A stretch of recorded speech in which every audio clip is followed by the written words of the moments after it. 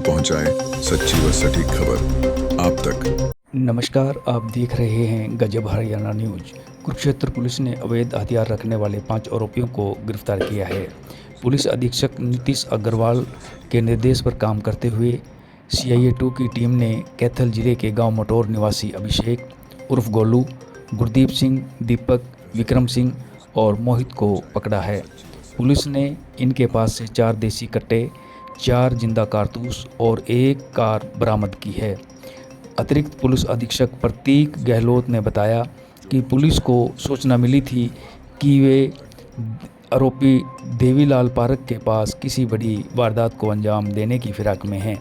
गिरफ्तारी के बाद आरोपियों के खिलाफ सदर थानेसर थाने में मामला दर्ज किया गया है।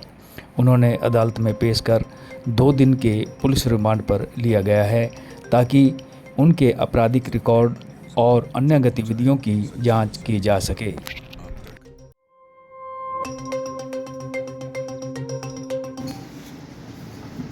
जी, कुरुक्षेत्र की जो आपराधिक गतिविधियों में आपने देखा होगा पिछले अपने आईलेट सेंटर की फायरिंग के बाद और अपने लाडवा में जो फायरिंग हुई उसके बाद में पुलिस अधीक्षक महोदय नीतीश अग्रवाल जी के कुशल मार्गदर्शन में हमने काफ़ी 7-8 टीम्स हमने गठित कर रखी हैं जो लगातार इन अपराधियों पे उनको काबू करने के लिए काम कर रही हैं। तो इसी एक टीम जो हमारी है इंस्पेक्टर मोहन जी के नेतृत्व में, उस टीम को एक बहुत बड़ी सफलता मिली है। इसमें इन्होंने 5 अपराधियों को गिरफ्तार किया है जिनके पास में 4 हमें पिस्टल बरामद हुई हैं और 4 उनके पास जिंदा राउंड जो हैं वो बरामद हुए हैं।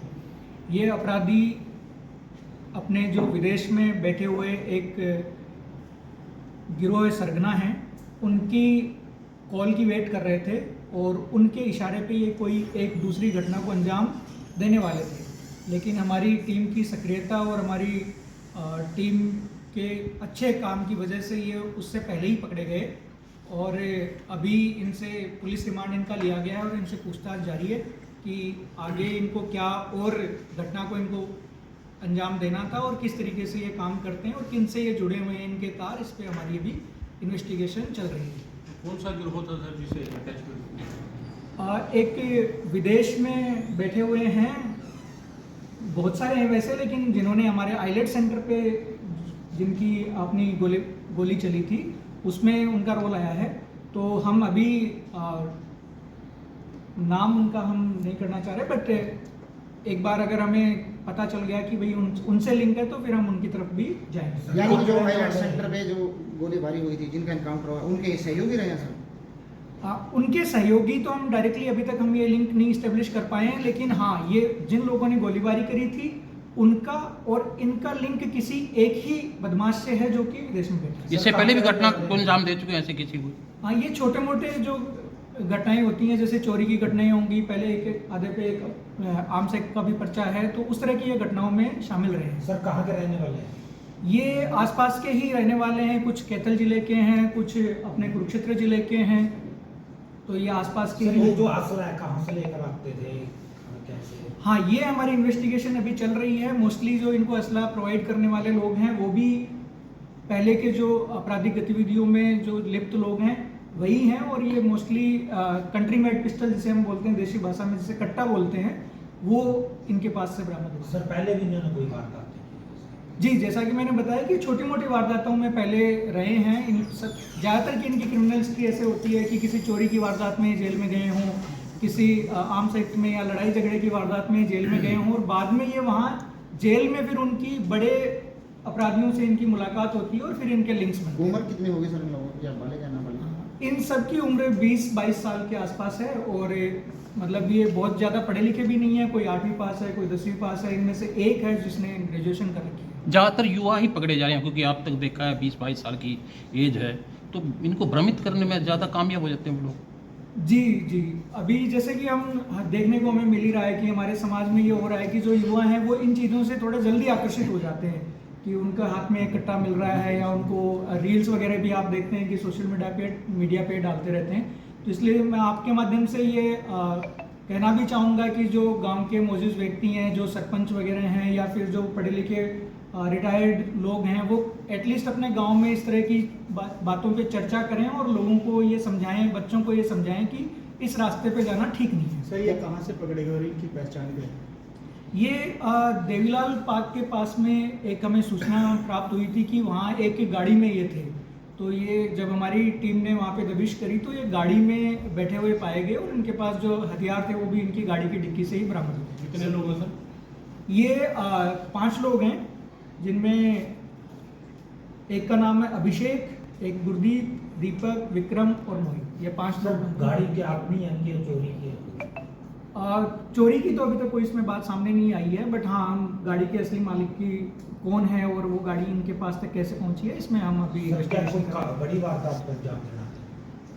अब हम ये नहीं कह सकते कि वारदात बड़ी होने वाली थी या छोटी होने वाली थी, क्योंकि ये अभी उसकी प्रतीक्षा में थे। इनको कोई कॉल आता फिर ये उस पर रिएक्ट करते। कुरुक्षेत्र में अब या तो वो कुरुक्षेत्र में हो सकती थी या आसपास के इलाके में, करनाल में, कुरुक्षेत्र में या मतलब यमुनानगर में, आसपास ही कहीं हो सकती है। बच्चों के माता पिता से कोई अपील हुई थी सर? जी बिल्कुल, मेरी बच्चों के माता पिता से और जैसे मैंने कहा कि जो समाज के मौजूद व्यक्ति हैं उनसे मेरी ये अपील है कि आप अपने बच्चों से बातचीत करें, उनको ये समझाएं कि ये रास्ता ठीक नहीं है। मतलब पढ़ाई लिखाई कर रहे हैं बच्चे तो वो उनके सोशल मीडिया को थोड़ा बहुत देखते रहें कि बच्चे किस तरह की चीज़ों को फॉलो कर रहे हैं, किस तरह के वीडियोस को वो देख रहे हैं, और उनको टाइम टाइम पे उनका मार्गदर्शन करते रहें कि भाई कौन सी चीज़ सही है, कौन सी चीज़ गलत है, किस तरफ बच्चों को नहीं जाना चाहिए। और इन सब रास्तों का जो एंड है वो कभी भी अच्छा नहीं होता है। तो अब आप देख ही रहे हैं कि ये जैसे हैं 4-5, अब ये 20-22 साल के लड़के हैं, लेकिन ये अब इनकी जो आगे की ज़िंदगी है वो जेल में ही होनी है। सर इनकी कोई हिस्ट्री है परिवार की? क्या हिस्ट्री, कोई सर्विसमैन के माता पिता कुछ? नहीं, मतलब नॉर्मली ऐसा कोई स्पेशल हम लिंक नहीं बता सकते हैं कि भाई इसी समाज के इसी बैकग्राउंड के बच्चे ही वहाँ पे आ रहे हैं। नॉर्मली क्या होता है कि जो भी मतलब कॉलेज के बच्चे हैं, स्कूल के बच्चे हैं और वो लड़ाई झगड़े में संलिप्त हो गए, तो कुछ हमें किसान परिवारों से भी मिले हैं, कुछ ऐसे भी मिले हैं जिनके माँ बाप जो हैं पहले पब्लिक पोस्ट पे रह चुके हैं, कुछ ऐसे भी मिले हैं जिनमें कि माँ बाप उनके बाहर कमा रहे हैं और बच्चे फिर यहाँ पे हैं। नशे का भी एंगल सर देखा जाए, केवल नशे में ज़्यादा वारदात इस टाइप की आजकल देखने को मिल रही है। जी हाँ, ये तो हमें देखने को मिल ही रहा है कि जो युवा हैं वो नशे की तरफ आकर्षित हो गए हैं, तो वो अपने नशे की डोज के लिए जो उनको पैसे चाहिए होते हैं उसकी छोटी मोटी रकम के लिए भी वो किसी घटना को अंजाम दे देते हैं। सर इस मामले में अभी तक कोई रंगदारी का कुछ खुलासा हुआ है कि इसमें क्यों ये वारदात की गई थी, कि इसके पीछे कारण क्या थे? नहीं सर, ये अभी वारदात करने वाले थे, तो अभी तक तो कोई रंगदारी वगैरह का कुछ ऐसा आया नहीं है। जिस गैंग से जुड़े उन्होंने पहले चलाई थी और उनमें 2 गिरफ्तार हुई। हाँ जी, तो उसमें रंगदारी का मामला जैसा आपको पता ही है कि उसमें 50 लाख की फिरौती मांगी गई थी उनसे।